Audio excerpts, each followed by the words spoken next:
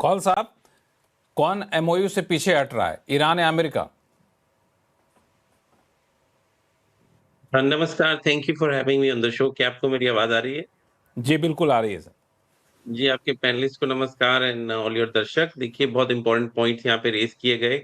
पहली बात तो इस टाइम जो ईरान कर रहा है, वो अमेरिकन इंटरेस्ट को तो डेफ़िनेटली डिस्ट्रॉय कर रहा है, लेकिन लोकल जो गल्फ़ की इकोनॉमीज़ हैं, उसको वो टारगेट कर रहा है। और ये मत भूलिए, वो जो शिप्स जा रहे थे, जो एलएनजी का शिप था कतार का, जो सऊदी का फ्यूल टैंकर्स थे, वो साउथ ईस्ट एशियन कंट्रीज़ को सप्लाई के लिए जा रहे थे। तो कहीं न कहीं ये एक तरीके का मुझे लगता है बुलिंग स्कैम चल रहा है, जिसको अब जो ट्रम्प ने बात करी कि वो फेड अप हैं और obviously he called them a scum, which is I this मतलब inappropriate to call a nation, but at the end of the day it shows कि कितनी फ्रस्ट्रेशन हो चुकी है इस टाइम और पूरी वर्ल्ड इकोनॉमी को होस्टेज रखा जा रहा है। अभी हमारी मार्केट्स ऑलमोस्ट डाउन ट्रेंडिंग पे बहुत बड़ा गिराव दिख रहा है। और ये वर्ल्ड की अर्थव्यवस्था, आप तो अर्थव्यवस्था के चैनल भी हैं, तो ये बहुत ही नेगेटिव संकेत है। और मुझे लगता है अनफॉर्च्यूनेटली जो मेरे पहले फियर्स थे कि ये मेमोरेंडम ऑफ अंडरस्टैंडिंग कोलैप्स हो जाएगा, वो कहीं न कहीं बिल्कुल ट्रू दिखते हुए कई हफ्तों से आ रहे हैं और अब ऑलमोस्ट हो गए हैं। अब मुझे जो दिख रहा है, this will not turn good for Iran, शायद और बम्बार्डमेंट जिसके ऊपर ट्रम्प बात कर रहे थे, जिससे नेट नेट किसी का फायदा नहीं होगा और डेवास्टेशन होगी। लेकिन ये भी बात सही है जो आपके पैनलिस्ट ने बोला, क्योंकि आयतुल्लाह खुमैनी जी का जो इस टाइम फ्यूनरल प्रोसेस चल रहा है, उससे इमोशंस हाइलाइटेड हैं। और कोई भी ऐसी आवाज़ जो पीस की बात करे, सीज़ फायर की बात करे, फॉरगिवनेस की बात करे, उसे एक ट्रेटर घोषित किया जाएगा। चरमपंथी, रूढ़िवादी लोगों की आवाज़ इस टाइम ईरान में ज़्यादा सुनी जा रही है।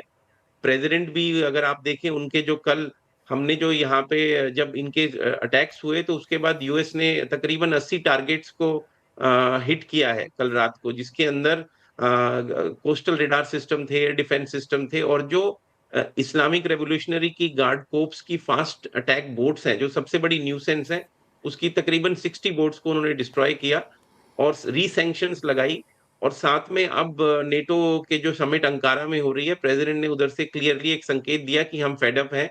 ये मेमोरेंडम ऑफ अंडरस्टैंडिंग अब ऑलमोस्ट एक पेपर के जैसा दिख रहा है। नहीं, लेकिन इसकी इसमें कौल रिटेलिएशन में साहब, आईआरजीसी ने दरअसल कल मैं अटैक्स भी किए, मैं मैं एक सवाल आपसे पूछना चाहता ड्रोन। हूं कि जब स्ट्रेट ऑफ हॉर्मुज के बारे में एमओयू में ये हो गया था कि स्ट्रेट ऑफ हॉर्मुज धीरे धीरे करके ईरान खोलेगा, तो 3 जहाज जिस पर ईरान ने हमला किया उसको ओमान की तरफ से गुजरने की क्या जरूरत थी? अगर वो चाह रहा है, ईरान ने कहा कि भाई इधर से गुजरिए, हम देख सकें क्या सही क्या जा रहा है, तो आप उस ईरान की बातों को अनदेखी करके वहां से क्यों गुजर रहे थे? या मैं इस जड़ पे तो आता वही हूँ, है। बस 1 सेकंड में कंप्लीट करना करना चाह रहा था कि कल जो अटैक ईरान ने वापस किए, फुल फ्लेजेड अटैक, जिसमें हाँ। बैलिस्टिक मिसाइल्स और 13 होस्टाइल ड्रोन्स, जो बहरीन जिसमें यूएस की 5th नेवी फ्लीट है और कुवैत, उसके ऊपर काफी हैवी अटैक्स हुए हैं। और अभी जो हम्म। लेटेस्ट रिपोर्ट्स आ रही हैं, अभी शायद एक और वेव ऑफ ड्रोन अटैक आने वाला है और कुछ हद हम्म। तक दिख रहा है ऑलरेडी बहरीन और कुवैत के ऊपर दोबारा। तो वो हम्म। सिविलियन टारगेट्स को भी हिट कर रहे हैं। तो ये कहना कि हम्म। वो बस आर्मी इंस्टॉलेशन को हिट करते हैं, ये हम्म। गलत इन्फॉर्मेशन होगी और पूरी मिडल ईस्ट इकोनॉमी को शेक करने की पूरी ईरान की कोशिश है। आपकी जो बात दूसरी है, पहले से ही अमेरिका का एक क्लियर स्टैंड है कि ये एक नेचुरल वाटरवे है। इसके ऊपर आप पूरा कंट्रोल नहीं कर सकते और आप ही के राउट से चीजें निकलेंगी, ऐसा नहीं होगा। दूसरी बात ये मत भूलिए कि पूरी दुनिया की 20% की जो ऑयल और एनर्जी का राउट यहाँ से जा रहा है, अगर सब देशों ने एक साथ ठान लिया कि we are sick and fed up, तो ऐसे तो फिलीपींस और देश भी उसके ऊपर, चाइना बोलेंगे कि ठीक है, ईरान का जो तेल चाइना जा रहा है हम उस पे लगाएंगे टैरिफ, हमारे से पूछ के जाएगा। इंडिया भी कह सकता है। वैसे तो वर्ल्ड के पूरे नेचुरल वाटरवेज और जो राउट्स हैं, वो सीज हो जाएंगे अगर आप इस पेंडोरा बॉक्स से जिनको निकालेंगे, तो ये तो कहीं रुकेगा ही नहीं। फिर तो बहुत हम्म। सारे और नेचुरल वाटरवेज हैं जिसके ऊपर आप क्लेम लगाएंगे और ये करते रहेंगे। देखिए, ये नेचुरल वाटरवे है, मैरीटाइम लॉज का कुछ मतलब होता है कि हम लोग के अंदर कुछ अंडरस्टैंडिंग है कि चीजें फ्रीली मूव करेंगी। अब ईरान जो भी एक्शंस कर रहा है, उसका इस वाटरवे को कंट्रोल करने का पूरी तरीके से कोई राइट नहीं है। और यही यूएस का भी स्टैंड हमेशा से रहा है from the beginning of the war. और दूसरा एरिया जिसके ऊपर चोक पॉइंट है, वो न्यूक्लियर। जिसके ऊपर कहीं न कहीं हमें दिख रहा था कुछ अंडरस्टैंडिंग, कुछ थोड़ा बहुत चीज़ें अंडर द वाटर मूव कर रही हैं। लेकिन अमेरिका का क्लियर स्टैंस है कि ये ईरान के हाथ में हरमुज़, ईरान मतलब आईआरजीसी के हाथ में हरमुज़ नहीं हम छोड़ेंगे, और ये क्लियर संकेत है। लेकिन अनफॉर्च्यूनेटली ईरान वापस अपने उसी बुलिंग स्ट्रेट में आके अपने लोकल जो कंट्रीज़ हैं, आप देखिए कतर जो कि मीडिएटर नहीं है, उस पे इसमें नहीं फायर नहीं कर इस रहा है। इसमें नहीं नहीं पाकिस्तान पे हम लोग करे, थोड़ा सा हम लोग अगर भटक ना इतनी जाएं, हिम्मत है ईरान क्योंकि में, नहीं कौल साहब अ कौल साहब अगर हम लोग भटक ना जाएं, क्योंकि इस पे मैं आऊंगा तनेजा साहब से, इस पे जवाब चाहूंगा। तनेजा साहब उस पूरे इलाके को काफ़ी वर्षों से जानते रहे हैं। मैं एक सवाल और आपसे पूछूं कि एमओयू के पॉइंट नंबर 5 जिसमें स्टेट ऑफ हॉर्मुज के एडमिनिस्ट्रेशन की बात लिखी गई है, कहीं यहाँ नहीं लिखा गया है कि state of Hormuz natural waterways है और इस पर ईरान का अधिकार नहीं होगा। उसमें साफ तौर से लिखा है कि ईरान और ओमान दोनों आपस में बातचीत करेंगे और स्टेट ऑफ हॉर्मुज के एडमिनिस्ट्रेशन के लिए बातचीत उठाएंगे। तो वो उस एमओयू के साइन करने के बाद आप कैसे ईरान से अपेक्षा रखते हैं कि आप स्टेट ऑफ हॉर्मुज से दखल हटा दो? पॉइंट नंबर 5 के 4 लाइन आप पढ़ के देख लीजिए, उसमें कहीं नहीं लिखा है कि ईरान इस पर से अपना अधिकार हटा लेगा। जी हाँ, अधिकार हटाना एक बात होती है, लेकिन नेगोशिएटर के ही वेसल्स पे अटैक करना एक दूसरी बात होती है। आप देखिए, कतार की ही वेसल को उन्होंने उड़ा दिया। अगर इतनी हिम्मत है ईरान में, तो दूसरा नेगोशिएटर जो पाकिस्तान लेफ्ट साइड बैठा है, उन पे अटैक करिए। और मुझे जो दिख रहा है अभी, जो यहाँ से व्हाइट हाउस के हमारे जो ट्वीट्स आ रहे हैं, कुछ अगर आप देखें, कुछ तो उसपे बिटवीन द लाइन्स ये बोला जा रहा है कि next thing we gonna ask Pakistan too, कि वो भी अपना वहाँ पे जो उसकी नेवी लगी हुई है, वो ईरान के आते हुए शिप्स के ऊपर चुंगी लगाए।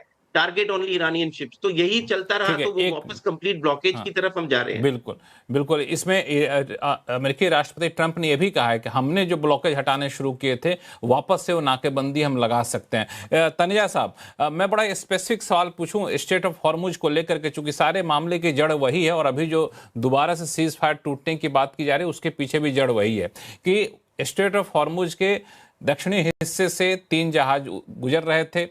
ईरान का कहना है कि भाई आप को यहां से नहीं गुजरना चाहिए था, यह एमओयू का उल्लंघन है, हमने इसलिए उस पर हमला किया। पहली बात कि ईरान की इस दलील में कितना दम है, और दूसरी बात जो मैंने अभी कॉल साहब से पूछा कि स्टेट ऑफ हॉर्मुज से जुड़ी हुई जो प्रावधान एमओयू में आपने लिखे थे, उसमें तो कहीं ये था ही नहीं कि ये नेचुरल वाटरवेज है, इस पर ईरान अपना अधिकार हटा लेगा और आवाजाही सामान्य हो जाएगी। फिर ईरान को क्यों कटघरे देखिए, पे खड़ा करना? नहीं नहीं लक्ष्मी जी, ज्यादातर जो शिप निकल रहे हैं वो तो ईरान की तरफ से निकल रहे हैं।